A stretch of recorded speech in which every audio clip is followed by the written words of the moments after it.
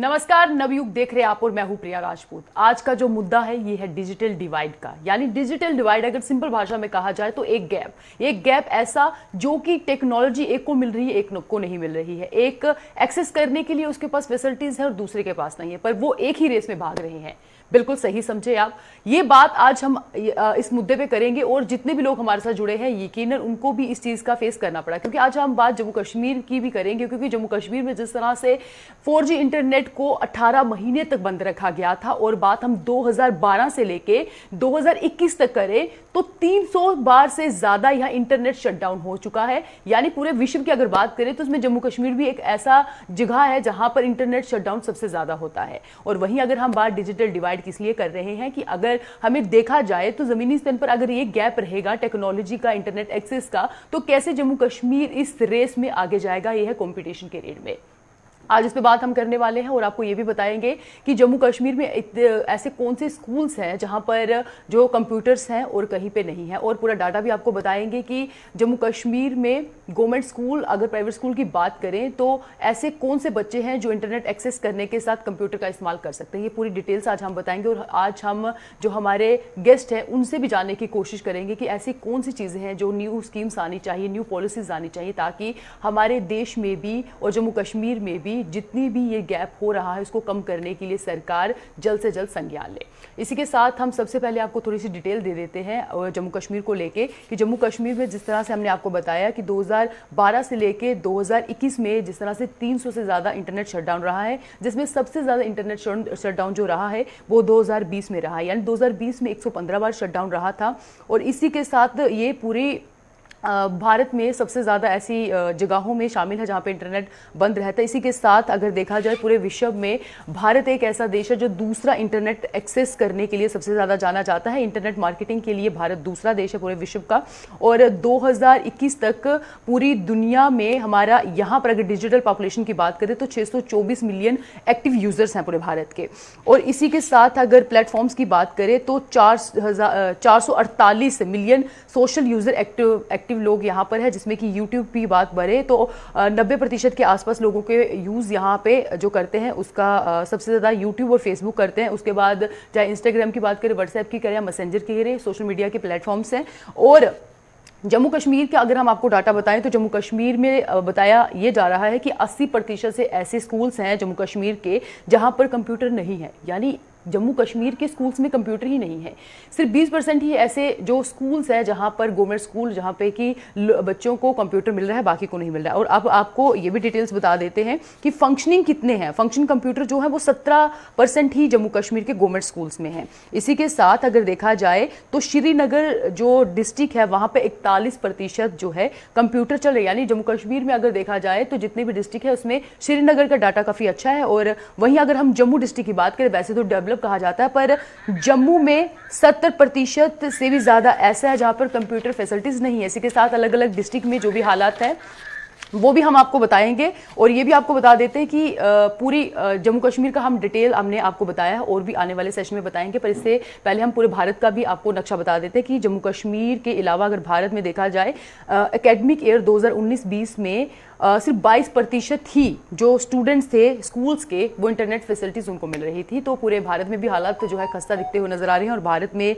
अलावा जम्मू कश्मीर का भी देखा जाए तो हालात इंटरनेट और टेक्नोलॉजी को एक्सेस करने में बहुत पिछड़ा हुआ है। तो आखिरकार रीज़न क्या है ये भी जानने की कोशिश करें। चलिए इसी के साथ इस डिबेट में हमारे साथ मौजूद हैं संतोष कुमार पांडे, एजुकेशनलिस्ट हैं, इनका स्वागत है। और इसी के साथ हमारे दूसरे गेस्ट भी मौजूद हैं, Manish Prakash, assistant professor at central university of Jammu. आज दोनों से ही हम जानने की कोशिश करेंगे कि आखिरकार पूरे जम्मू कश्मीर में जो डिटेल सामने आ रही है, जो इंटरनेट फैसिलिटीज़ की बात करें या फिर टेक्नोलॉजी को यूज़ करने में बहुत पिछड़ा हुआ है, तो आखिरकार ये रेस में जो कि कॉम्पिटिशन की रेस है, जो कि आगे बढ़ने की रेस है, उसमें कैसे चलेगा। सबसे पहले हम जो सवाल है वो मनीष प्रकाश से पूछेंगे। बिल्कुल मनीष जी, आपसे हमारा सवाल ये पहला यही है कि अगर बात हम इंटरनेट फैसिलिटीज़ की करें, उसको एक्सेस करने की करें, तो आज भी हमारे जम्मू कश्मीर में जो एक्सेस करने की कैपेसिटी है बहुत ज़्यादा कम है। और अगर यही हाल रहता है तो कैसे जम्मू कश्मीर डेवलपमेंट की ओर जाएगा? क्योंकि 2012 से लेके 2021 के बीच अगर देखा जाए इन सालों में 300 बार से भी ज्यादा यहाँ इंटरनेट बंद रहा है, और 2020 में सबसे ज्यादा रहा है, 115 बार इंटरनेट यहाँ पर शटडाउन रहा है। यानी अगर उनको इंटरनेट फैसिलिटीज नहीं मिलती है, उनको वो टेक्नोलॉजी नहीं मिलती है, तो अपने आप को भारत के अन्य जगहों के जैसे जो स्टूडेंट्स आगे बढ़ रहे हैं, अपने आप को कैसे बढ़ा पाएंगे? ओके, मुझे ऐसा लगता है कि इंटरनेट एक ऐसी चीज है जो कि जिसके थ्रू जो है majority of the people try to actually communicate with each other, whether we try to communicate with our family or friends or relatives, whoever it is. I think we need to actually communicate, and we need to actually talk to our people through the internet in this digital era altogether. Because अगर internet ही नहीं रहेगा तो फिर internet के through जो जितने भी लोगों से कम्युनिकेट किया जाता है उस तरह से बहुत मुश्किलें आएंगी। और आई थिंक ट्रेडिशनल मीडिया जो कि जिसके थ्रू लोग पहले कनेक्ट करने की कोशिश करते थे, I think internet has given a certain kind of boom to the life of the people.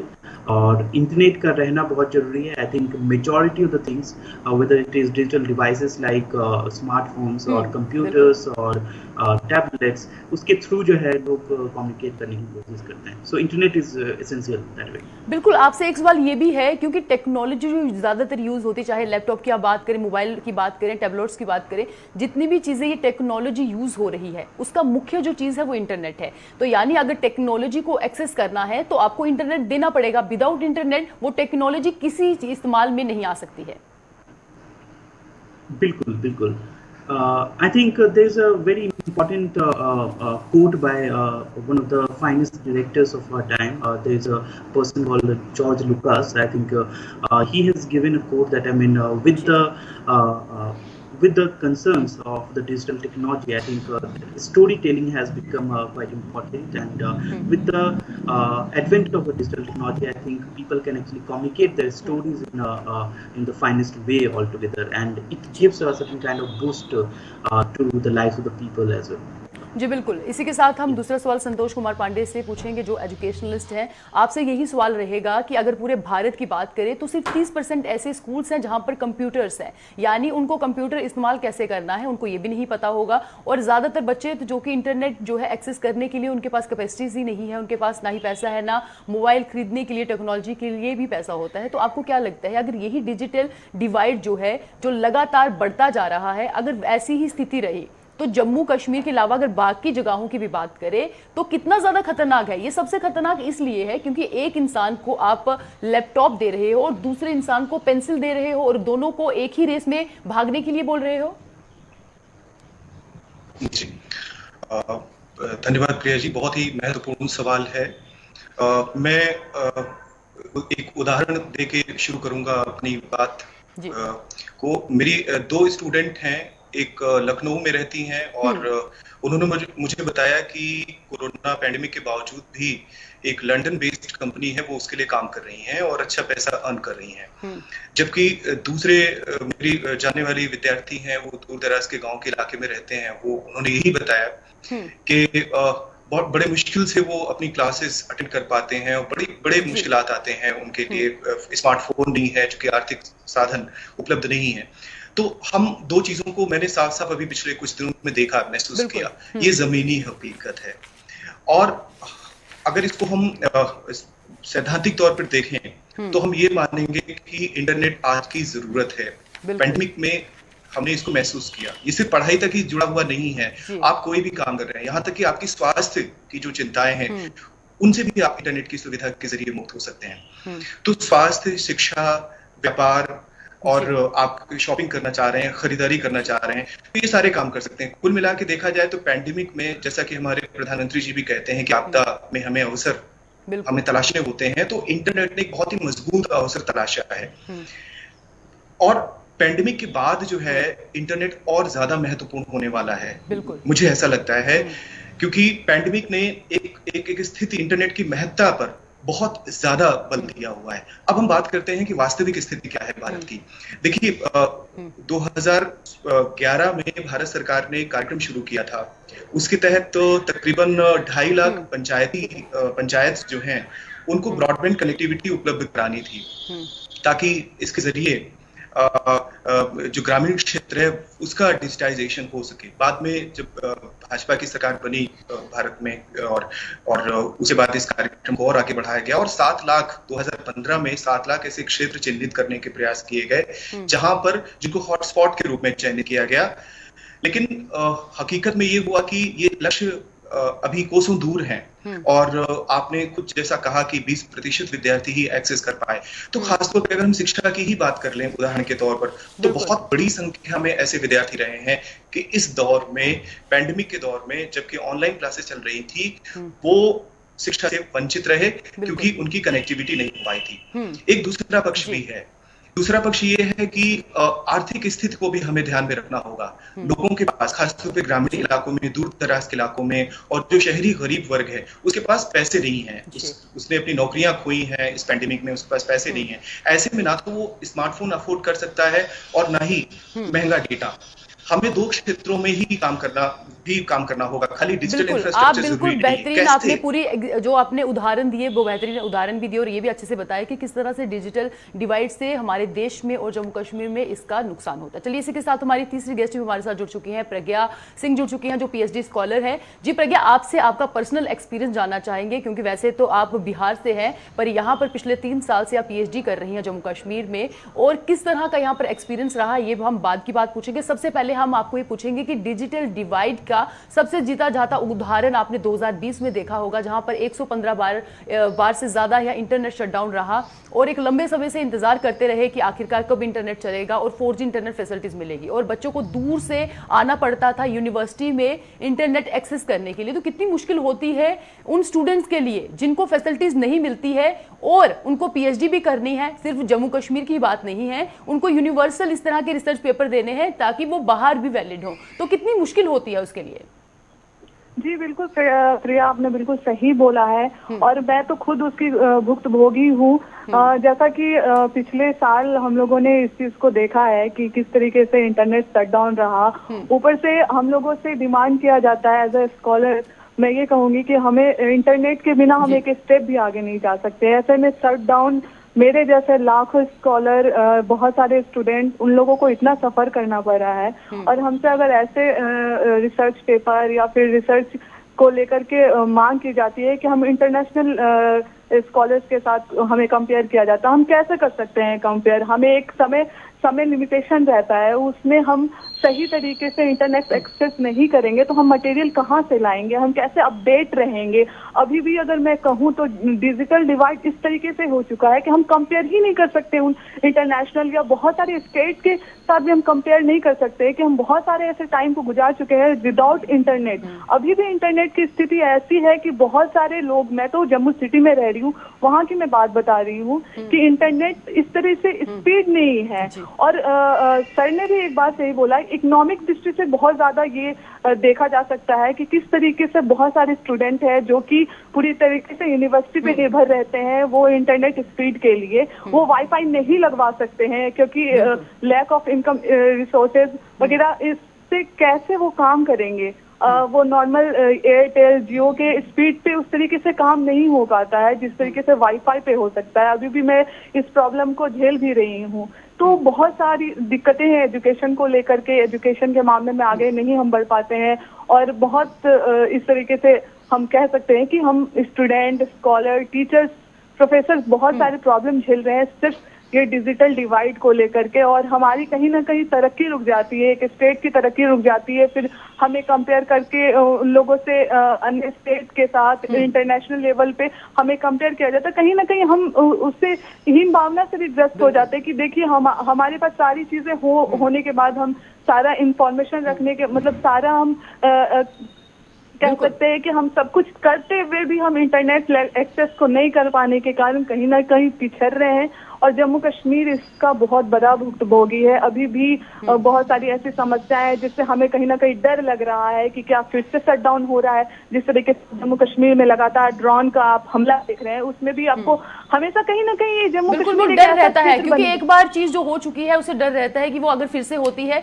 तो हम कितना उसके लिए तैयार है और हमारे पास क्या फैसिलिटीज है उसको फेस करने के लिए। चलिए इसी के साथ हम मनीष प्रकाश से भी एक सवाल करते हैं। बात अगर हम जम्मू कश्मीर के स्टूडेंट्स की करें तो जिस तरह से यहाँ पर हालात एक लंबे समय से आप यहाँ पढ़ा भी रहे हैं और आपने देखा भी होगा कि कितना वो एक्सेस कर पाते हैं और उनको चलाने भी आता है या नहीं आता, ये सबसे मुख्य सवाल रहता है। क्योंकि टेक्नोलॉजी होना ही जरूरी नहीं है, उसको चलाना भी आना चाहिए और उसको किस तरह से एक्सेस करना है, ये चीजें इंपॉर्टेंट रहती हैं। और जम्मू कश्मीर में जो स्थिति है उसको लेके आपको क्या लगता है कि सरकार को यहाँ पर कितना ज्यादा जरूरी है ये ध्यान देना कि जो स्टूडेंट्स है उनको जितने भी एजुकेशनल एप्लीकेशंस है वो यूज करने आने चाहिए और किस तरह से यूज करें उसके लिए फाइनेंशियली उनको हेल्प करनी चाहिए, इस पर आपको क्या लगता है? ओके, तो सबसे पहले मुझे ये लगता है कि इंटरनेट के बिना तो अभी जिस तरह का माहौल है, आई थिंक जो पैंडेमिक में जिस तरह का प्रॉब्लम हम देखते हैं उसके कारण इंटरनेट के बिना तो बहुत मुश्किल है। और नो डाउट बहुत सारे ऐसे भी लोग हैं जो कि डिजिटल टेक्नोलॉजी को अच्छी तरह से यूज नहीं कर पाते हैं अभी के टाइम में, क्योंकि बहुत सारे हमें जैसे ऑनलाइन टीचिंग में this was a new thing for all of us. I think पहले हम लोगों ने इस चीज को यूज किया है लेकिन हमने इस स्तर पे कभी यूज नहीं किया है और बहुत सारी कठिनाइयां होती हैं। लेकिन इसके साथ साथ ये है कि one should actually take this as a challenge, वो चैलेंज के रूप में लेना चाहिए ताकि जो है लोगों को अगर टीचर्स अच्छे से उस चीज टेक्नोलॉजी को जानेंगे तो स्टूडेंट्स को भी बहुत अच्छे से बता सकते हैं। तो इसके साथ साथ जो है इंटरनेट को समझना भी बहुत जरूरी है। लेकिन इसके यहाँ तक कि सारे students I think they are so well versed in internet and digital technology, लेकिन उनको भी ये चीज चाहिए कि उस डिजिटल टेक्नोलॉजी का उतना ही यूज करें जितना जरूरी है। क्योंकि अभी क्या हो रहा है कि ऑनलाइन लर्निंग के एवज में लोग जो है I mean they are completely lost in the entertainment world और उस तरह की चीजों में लिप्त हो जाते हैं लोग। और उसमें जो है I think there is a important term which is actually being used throughout the world right now, जो कि एक डिजिटल डिटॉक्स करके एक टर्म होता है जिसमें ये कहा जाता है कि आई थिंक नो डाउट आप डिजिटल टेक्नोलॉजी से जुड़े रहें, सोशल मीडिया से जुड़े रहें और जितनी भी टेक्नोलॉजी है जो कि हमें बहुत सारी चीजें सिखाती है, लेकिन हमें जो है I think there are so many people who are actually detaching themselves from the digital technology, क्योंकि बहुत ज्यादा डिजिटल टेक्नोलॉजी से जुड़ा हुआ रहना भी I think that actually kills the mental and health wellbeing as well. तो उसमें मुझे लगता है कि नो डाउट डिजिटल टेक्नोलॉजी को हम लर्निंग के लिए यूज करें, बट लेकिन at the same time I think from the social media, from the other kinds of entertainment model, I think one should actually refrain from using the digital technology, जो कि एक digital detox के नाम से जाना जाता है। आई थिंक बहुत सारे लोग हैं जो कि इस टर्म को बहुत अच्छी तरह से यूज कर रहे हैं और they are actually refraining from using the digital technology. अभी आपने सुना होगा कि आमिर खान है जो कि एक बहुत पॉपुलर एक्टर हैं, he has actually completely detached himself from this digital technology, whether it is social media और any kinds of digital communication as such, ताकि जो है लोग डायरेक्टली इंटरेक्ट कर सके लोगों के साथ। और मेरे ख्याल से लर्निंग के लिए डिजिटल टेक्नोलॉजी बहुत जरूरी है। People are actually getting benefited from this, लेकिन इस चीज का बहुत एक्सेसिव यूज नहीं होना चाहिए। जी, और बिल्कुल संतोष कुमार जी, आपसे भी एक सवाल रहेगा कि अगर बात हम सिर्फ यहाँ पर डिजिटल डिवाइड को कर रहे हैं, जहाँ पर हम टेक्नोलॉजी को इस्तेमाल करने के गैप को भी बीच में जाने की कोशिश कर रहे हैं और गैप वो आ क्यों रहा है ये भी जानने की कोशिश कर रहे हैं, आपसे यही सवाल रहेगा कि 30% से भी ज़्यादा गवर्नमेंट स्कूल है जहाँ पर सिर्फ कंप्यूटर्स हैं, यानी कि 70% ऐसे हैं जहाँ पर कंप्यूटर्स है ही नहीं, यानी उनको कंप्यूटर अगर यूज़ नहीं करने आता तो उनको टेक्नोलॉजी भी यूज़ नहीं करनी आएगी। और वही अगर इंटरनेट की बात करें तो जिस तरह से स्कूल, कॉलेजेस, यूनिवर्सिटीज़ कोरोना महामारी में ज़्यादातर समय बंद रही, क्योंकि जो एक्सेस नहीं कर पाते तो उनको एक उम्मीद होती थी कि स्कूल में जाएंगे या फिर हम कभी यूनिवर्सिटी में जाएंगे तो वहां पर एक्सेस करेंगे। तो आपको क्या लगता है इस कोविड-19 के बीच में कितना गैप और ज्यादा बढ़ा है डिजिटल डिवाइड का? कोरोना महामारी में डिजिटल गैप बढ़ा नहीं है, डिजिटल गैप वहीं पे मौजूद था, दरअसल एक्सपोज हुआ है, हमें पता चला है कोरोना महामारी के कारण कि ये डिजिटल गैप है। और आप बिल्कुल सही फरमा रही हैं कि जहां पर सुविधाएं उपलब्ध भी हैं वहां उसको यूज कैसे किया जाए, उस सुविधा का लाभ कैसे लिया जाए, इसके लिए ना तो प्रशिक्षण दिया गया है और ना उस लेवल की अवेयरनेस है। देखिए, एक डिजिटल कल्चर होता है, एक डिजिटल संस्कृति होती है, और डिजिटल कल्चर मजबूत होता चला जाता है जैसे जैसे हम उसका उपयोग करने लगते हैं। जैसे हमारे यहाँ शहरों में, बड़े शहरों में, मेट्रोस में हम देखते हैं कि बच्चे बड़ी आसानी से, बड़े आराम से डिजिटल डिवाइस यूज कर रहे हैं और एक्सेस कर रहे हैं, अपनी शिक्षा और अपनी जो भी सुविधाएं उनको लेनी हो उसे प्राप्त कर रहे हैं। जबकि लाखों करोड़ की तादाद में बच्चे ऐसे हैं जो दूर दराज के इलाकों में हैं, और वो बड़ी संख्या है। हमें आपने ये पॉइंट बहुत ही यहाँ पर इंपॉर्टेंट पॉइंट बोला कि मेट्रो सिटीज में अगर चले जाए तो उनको पता है कि कहाँ पर हमने मटेरियल करना है, पर अगर आम जमीनी स्तर की बात करें तो दूर दराज इलाकों में बहुत सारे ऐसे बच्चे होंगे जिनको यही नहीं पता कि हमें कंटेंट मिलेगा कहाँ से, हमें पढ़ना कहाँ से, वेबसाइट्स कौन सी होंगी, तो हमें वो मटेरियल लाना कहाँ पर। जब उनको यही नहीं पता होगा तो वो पढ़ेंगे क्या? बिल्कुल संतोष जी, आप सही बोल रहे हैं इस पर। जी, तो मेरा ये मानना है, अब सबसे महत्वपूर्ण बात, हम डिजिटल प्रौद्योगिकी की, इस टेक्नोलॉजी के महत्ता को हम इस बात से समझ सकते हैं कि सन 2016 में संयुक्त राष्ट्र संघ की महासभा ने, जनरल असेंबली ने एक रेजोल्यूशन पास किया था, जिसके तहत उन्होंने कहा कि जो डिजिटल एक्सेस है वो मानव अधिकार है। तो आप समझ सकते हैं कि डिजिटल एक्सेस होना कितना महत्वपूर्ण है। अब ये मसला गांव शहर के बीच नहीं होना चाहिए, बल्कि ये मसला एक तरह से हमें यूनिवर्सलाइजेशन करना होगा, इसको हमें सार्वभौमिक बनाना होगा। सरकार काम कर सकती है, जैसे कि पंजाब सरकार ने 2.25 लाख जो डिवाइसेस हैं वो डिस्ट्रीब्यूट किए, वितरित किए अपने बच्चों में, विद्यार्थियों में, ऐसे एक्सेस हुई। सरकार को सब्सिडाइज रेट पर डिवाइस उपलब्ध कराने चाहिए, डेटा उपलब्ध कराना चाहिए, ताकि जो आम आदमी, जो गरीब है, वो एक्सेस कर सके। अगर नहीं वो एक्सेस कर पाएगा तो जैसे प्रज्ञा कह रही थी, ये बिल्कुल सही कह रही थी, ये पीएचडी स्कॉलर है और कक्षा 1 से लेकर बाकी सारी कक्षाओं में हम देख सकते हैं बच्चे पिछड़ जाएंगे। जो सुविधाएं हैं, नौकरी, शिक्षा, बहुत सारा जो इंटेलेक्ट जो मौजूद है, जो कंटेंट्स मौजूद है, वो नेट में मौजूद है। बिल्कुल संतोष जी, अगर ग्रेजुएशन तक की बात करें, ग्रेजुएशन पीजी तो चलो आपने जो मटेरियल दिया होगा स्कूल कॉलेज में या यूनिवर्सिटी में, वहां तो वो पास हो जाएगा, पर आप बताइए कि आप एक तरफ तो पीएचडी के लिए जोर देते हैं, रिसर्च अच्छे होने चाहिए, थीसिस अच्छे होने चाहिए, ताकि जो यहाँ से पीएचडी कर पाएंगे वो उनको बाहर भी जाके जॉब मिले, क्योंकि यूनिवर्सल होनी चाहिए वो थीसिस। पर आप मुझे बताइए, अगर इंटरनेट ही उनको नहीं मिल रहा है तो वो कैसे बनाएंगे, वो डाटा कहां से लाएंगे? यानी वो जो रिसर्च करेंगे उसमें भी वैलिड होगी ही नहीं रिसर्च। चलिए आप इस पर थोड़ा सा अपने विचार बताइए। देखिए, दुनिया की बड़ी बड़ी लाइब्रेरीज नेट पे मौजूद हैं। आप प्रज्ञा जैसे रिसर्च स्कॉलर्स जो हैं, अगर उनकी एक्सेस नहीं है नेट में, तो वो ऐसी रिसर्च नहीं कर सकती जिसमें गुणवत्ता युक्त है, जो हमारे काम आए, हमारे समाज के, हमारे देश के निर्माण में काम आए। देखिए, नेट एक जरूरी सुविधा है, और बिना नेट के तो आप रिसर्च सोच ही नहीं सकते। आप और बड़े बड़े रिसर्च पेपर्स जो होते हैं, बड़ी बड़ी अच्छी किताबें जो हैं वो मौजूद हैं, लिटरेचर मौजूद है नेट पर, और जिसको आप बड़ी आसानी से एक सिंगल क्लिक पर एक्सेस कर सकते हैं। तो अगर इस तरह की सुविधा बच्चों में है, वो तभी बढ़ पाएंगे, और जब वो बढ़ेंगे तभी हमारी शिक्षा व्यवस्था वैश्विक व्यवस्था का मुकाबला कर सकेगी। तो इंटरनेट ने एक तरह से उस गैप को भरा है कि हमारी जो शिक्षा व्यवस्था है वो वैश्विक व्यवस्था में शामिल हो जाए। इंटरनेट एक जरूरत है, एक सुविधा है इस गैप को भरने के लिए। तो इंटरनेट को मजबूत बना के हम अपनी शिक्षा की गुणवत्ता में भी सुधार कर सकते हैं, गांव से लेके शहरों तक। और एक तरह से देखा जाए कि गांव का बच्चा भी उतनी ही आसानी से एक्सेस करे। संतोष जी, यहाँ पर ये एक ऐसा मुद्दा है जिस पर कि बहुत सारे सवाल बन सकते हैं, बहुत सारी ऐसी चीजें भी हम जान पाते हैं कि आखिरकार इसको सुधारा कैसे, क्योंकि समय कम रह चुका है। अब हम सब जो है आपकी राय जानना चाहेंगे कि इस डिजिटल डिवाइड के गैप को कम करने के लिए हमें क्या करना चाहिए। सबसे पहले हम मनीष जी से ये सवाल जानना चाहेंगे कि किस तरह से गवर्नमेंट को स्टेप उठाने चाहिए कि डिजिटल डिवाइड का गैप कम हो पाए। ओके, डिजिटल डिवाइड जो है ये बहुत पर्टिनेंट थिंग है अभी के टाइम में, बहुत ज़्यादा ये प्रैक्टिकल चीज़ है, क्योंकि डिजिटल डिवाइड के कारण बहुत सारे लोग हैं जो कि मतलब इस चीज़ से वंचित रह जाते हैं डिजिटल टेक्नोलॉजी से। सबसे पहले तो गवर्नमेंट को इस चीज़ के लिए सबसे पहले ये करना चाहिए कि ब्रॉडबैंड कनेक्शन जितनी ज़्यादा हो सके पूरे कंट्री में लाना चाहिए। इसके अलावा जो है I think whether it is 2G, 3G, 4G, I think there should be a certain kind of connection जो कि जिससे ज़्यादा से ज़्यादा लोग कनेक्ट हो सके, और खास करके जो marginalise section of the society हैं उन तक जो है इंटरनेट की सुविधाएं पहुंचानी चाहिए, और जिससे जो है ज़्यादा से ज़्यादा लोग जो है उस चीज़ से जुड़ सकेंगे और डिजिटल डिवाइड पूरी तरह से ब्लर हो सकता है। और इंडिया जैसी कंट्री जो कि बहुत बड़ी कंट्री है जिसमें जो है डिजिटल डिवाइड बहुत ज़्यादा है। बिल्कुल बिल्कुल, आप सही बोल रहे हैं, क्योंकि समय कम रह चुका है। मनीष जी तो सबसे थोड़ी राय जानना चाहेंगे। संतोष जी आप बताइएगा कि आपकी क्या राय है, उसके बाद हम प्रज्ञा की ओर लौटेंगे।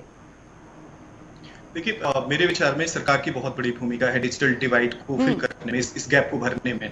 दुनिया में भारत ही ऐसा नहीं है जो डिजिटल डिवाइड की समस्या का सामना कर रहा है। बहुत सारे जो दक्षिण के देश हैं, जो गरीब देश हैं, जो विकासशील देश हैं, जहां पर सुविधाएं उपलब्ध नहीं है, वहां पर भी ये बड़ी विकराल समस्या है। लेकिन जहां जहां सरकारें मजबूत काम कर रही हैं, वहां इसको काफी हद तक कमजोर किया जा सका है, इसके गैप को फिल किया गया है। मैंने जैसा कि पहले कहा था कि सरकार को सब्सिडाइज्ड रेट पर डिजिटल डिवाइसेस जो हैं वो उपलब्ध कराने होंगे दूर दराज के इलाकों में, ग्रामीण क्षेत्रों में। साथ ही साथ जो ब्रॉडबैंड कनेक्टिविटी है उसमें सुधार करना होगा। और जैसे जैसे आर्थिक विकास आगे बढ़ेगा, डिजिटल जो गैप है वो कमजोर पड़ता चला जाएगा। लेकिन जिस स्थिति में हैं हम इस समय, वो भयावह स्थिति है। बिल्कुल बिल्कुल बिल्कुल, समय कम रह चुका है प्रज्ञा जी। अब आप आखिरी में अपना वो बताइए कि आपके क्या सुजेशंस है, सरकार को कौन से कड़े संज्ञान लेने चाहिए? मुझे लगता है कि सबसे पहले इसके लिए कॉलेज, यूनिवर्सिटी और यहाँ के लोगों को, गवर्नमेंट को मिलकर के इसके लिए अवेयरनेस करवाना होगा। तभी ये गैप भरने का, कम से कम लोगों को पता चलना चाहिए ये चीजें हैं और इसकी वजह से हम पीछे रह गए। तो हमें इसको आगे, मतलब हम आगे आने के लिए, हम सारे इंफॉर्मेशन को गैदर करने के लिए हमें इसमें जागरूक रहना होगा, इंटरनेट एक्सेस करना है। दूसरा कि इसको सस्ता करने की जरूरत है। गवर्नमेंट को किसी भी स्टूडेंट, स्कॉलर के अगर वो वाईफाई के लिए चाहता है तो उसको कनेक्शन के लिए उसे ये चीज सस्ते में मिले। कहीं ना कहीं स्टूडेंट, स्कॉलर्स के लिए बहुत मायने रखता है, तो वो सस्ता करे। ये मुझे सही लगता है कि बहुत बहुत शुक्रिया आप सभी का हमारे साथ जुड़ने के लिए। और आज का जो मुद्दा था वो डिजिटल डिवाइड का था। यानी आज हमने जाना कि कितने परसेंटेज ऐसे जो स्कूल्स हैं जहां पर जो कंप्यूटर्स नहीं मिल रहे हैं, इंटरनेट फैसिलिटीज कैसी, सारी चीजें हमने इसलिए जानी है ताकि ये पता चल पाए कि जमीनी स्तर पर आखिरकार कितना बड़ा गैप है। तो गैप बढ़ता हुआ नजर आ रहा है, पर सरकार को कड़े संज्ञान लेने चाहिए। और जो भी सुजेशंस हमारे प्रोफेसर और स्कॉलर से दिए, सरकार को इन चीजों पर भी सोचना चाहिए ताकि गैप कम हो और हमारा जम्मू कश्मीर भी डेवलपमेंट की ओर बढ़े। चलिए, आज के इस सेगमेंट में बस इतना ही। कल किसी नई पेशकश में फिर से आपके साथ जुड़ेंगे। नमस्ते।